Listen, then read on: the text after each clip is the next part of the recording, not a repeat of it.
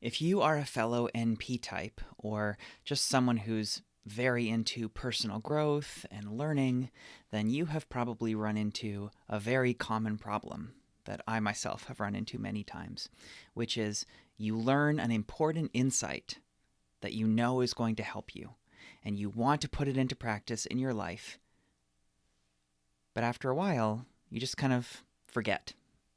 Right? You might write a kind of sticky note for yourself or put a note in your phone, and it maybe is a habit for a while, and then you just kind of fall off and you wonder, how do I really ingrain this thing in me so that I actually put it into practice? Because it feels so important and I really want to do it. I really want to change in this way and grow in this way, right? So it might be something like, I want to remember to be less judgmental of other people or less judgmental of myself. Or I want to remember to be curious or to practice mindfulness, right? Whatever it is. And it seems like such a good idea. Maybe you read it in a book or you heard it in a podcast or you just came to this conclusion yourself, right? So how do you actually make it stick? How do you actually internalize it? So today I'm going to talk about one way that it's important to think about this, and then I'm going to give you 5 specific actionable tips. Okay?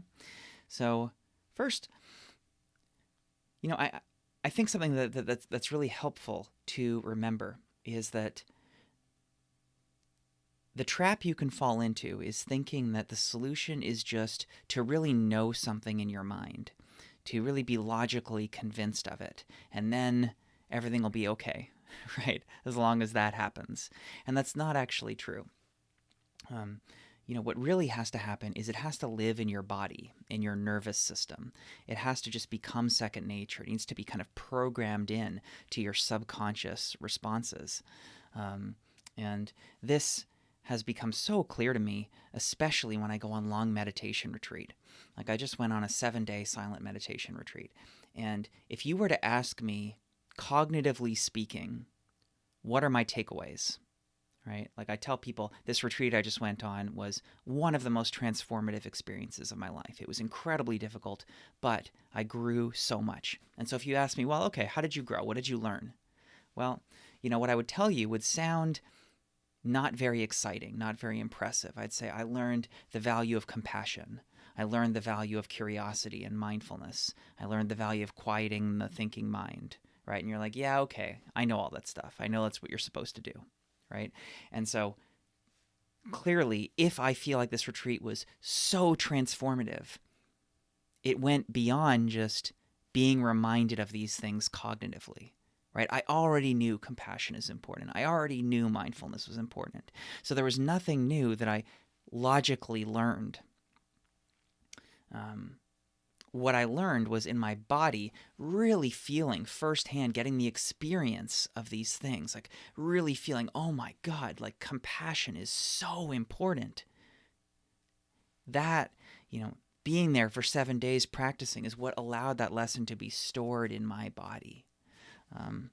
And so that's completely different from just knowing logically, right? So it's a really important distinction to make. It's not just about learning it in your mind. It's about feeling it in your body and your subconscious, your whole neural network, the underlying neural network that goes, throughout your nervous system and into your gut. Short of going on a long meditation retreat, right? How can you do this? How can you internalize these lessons in your body? So I'm going to give you 5 practical tips. So the first one is create a shorthand for yourself to remember this really easily. So it's finding just a couple words, maybe ideally one word, that really points to this more expansive realization, that summarizes it in a way that might only make sense to you. It might be a word that doesn't make sense at all to other people, right? Like maybe you say France. And they're like, well, what the hell does France have to do with what you're talking about? And it's like, oh, well, it always reminds me of this thing I did in France that was really potent. And so France is kind of the key word that points me back to that memory. So all that matters is that it makes sense to you, not to other people. So one example of this is today I was coaching someone who they did my New Year's check-in exercise, and one of the questions there is kind of really examine what are all the things that drained you last year? What are all the things that energized you? And when we looked at his pattern, of his responses, what did they have in common? We really he saw so clearly that he thinks materialism is the answer, owning more fancy things, a better watch, a fancier car. And he had proof that that's simply not true because he looked at the things that drained him, and a lot of them were about material possessions. And he looked at the things that most energized him and fulfilled him, and none of them were about material possessions, right? So that's an example of everyone knows logically money's not going to buy you happiness. The fancy car, the fancy watch is not going to buy you happiness. You know that in your mind. But he was able to really feel this by seeing this proof for himself, of really laying out, looking through his memories. And so I suggested that he find one word to encapsulate this experience for himself. And we ended up with the word simplify. So he can just remind himself, simplify. Simplify. When he's driving along and he sees a fancy car and he thinks that car's gonna make me happy if I were to own it, simplify. It's like a little mantra, reminding yourself, no, my mind is lying to me. It thinks that the car is the answer, but it's not. Okay, so the second thing is ritual or habit. So finding some way to regularly remind yourself. And, this is where it's important to focus down to a few key insights or a few key growth items, and then remind yourself regularly. So, for me, every morning when I sit down to meditate, I close my eyes and the first thing I do is remind myself, why am I practicing? Why am I meditating? What's really important about this? And there are all sorts of benefits to meditation, right? Sleep, health, focus. But I want to find the one thing that's my core reason.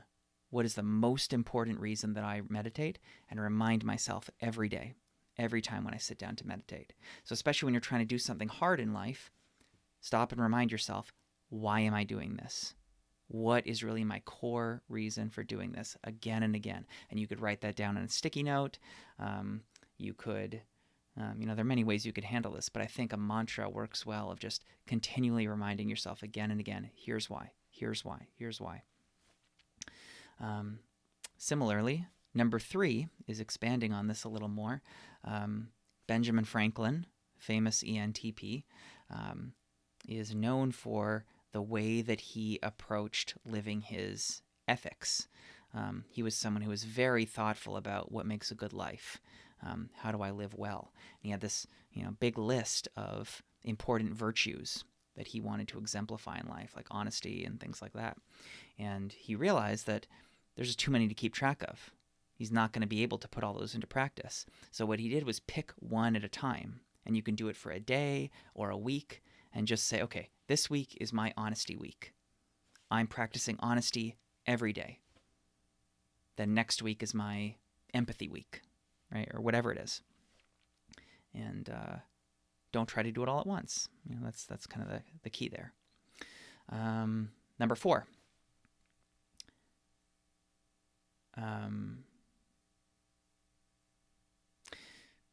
Yeah. Actually, that reminds me of a bonus one I'll give you. Okay, so we're actually going to have 6. So number 4 is ask yourself what someone you respect would do. It's kind of like the what would Jesus do thing, right? And I think that can be really easy instead of trying to figure out each time logically what should I do here.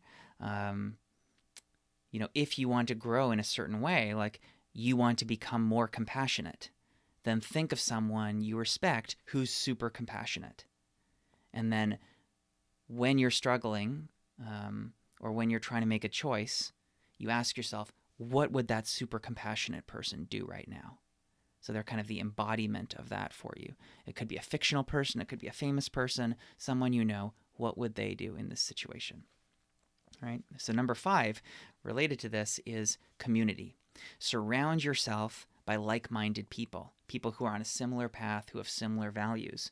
So, if you want to get into yoga, you could try to just do yoga alone at home, but you're going to be way more successful if you make friends with other people who are already really into yoga, right? If you want to get into biking, hang out with people who are into biking so that you don't just have to push yourself. You can see, oh, they're going biking today. Great, I can tag along. If you want to get into meditation, hang out with people who already meditate, and maybe you can join them, or maybe they'll just rub off on you, right? If we surround ourselves by people who live a certain way, then that normalizes it. It makes it seem more possible, and it just makes it seem more obvious that, oh, yeah, it's totally possible to live this way. The final tip, number 6, is get professional help. Another way of putting this is rewire your brain. It's one thing to, just kind of try these different things like the shorthand, surrounding yourself by other people. And it's another thing to approach this in a very targeted way of finding the old thought patterns and trying to rewire them to create new neural pathways. So there are several psychotherapeutic modalities that are really designed to do this. There's EMDR, there's CBT, cognitive behavioral therapy, there's Hakomi. Hakomi is something that I have studied a lot of. So if you want to try out Hakomi, you can work with me if you like. And Hakomi is basically asks the question, how is your particular mind and nervous system organized? And so the therapist or the counselor or the coach will be kind of talking to you and asking certain questions and observing your responses, observing like, oh, when we talk about that, your shoulder tenses up. Interesting. Let's figure out why it's wired that way. Why would your shoulder tense up whenever we talk about this? And using different techniques, we trace that back to, something earlier in life happened and that was kind of stored in your body by tensing your shoulder. And so now when something reminds that neural network of that event, your shoulder tenses. Whoa, interesting. And so by getting into that neural network, we can actually rewire it so that over time, a different thing starts to happen, something that you want to happen instead. CBT is something that you can work with a professional and you can also practice on your own. The very basic idea of CBT is basically just notice when a thought happens that is not serving you and try to think about something else instead. Like, for example, if you notice, whenever you see someone who looks a certain way, a certain consistent judgment pops up about them, you practice noticing that judgment and say, wait, hold on, that's not actually true. I don't want to think that way. I'm going to try to see them this way instead. So you're kind of watching that neural pathway activate, and then you're catching it and trying to redirect it down a new neural pathway. And if you keep doing that over and over again, you strengthen the new neural pathway, and that becomes more of the default. All right. So those are the 6. There's the find a shorthand, create a ritual or habit to remind yourself consistently, use the Ben Franklin technique, one thing at a time. Think of someone you admire. What would they do in this situation? And really try to rewire your brain, rewire your neural networks on your own, or find a professional who does EMDR or Hakomi or CBT, or there are other modalities as well. But hope that helps, and let me know how it goes. Thanks for watching.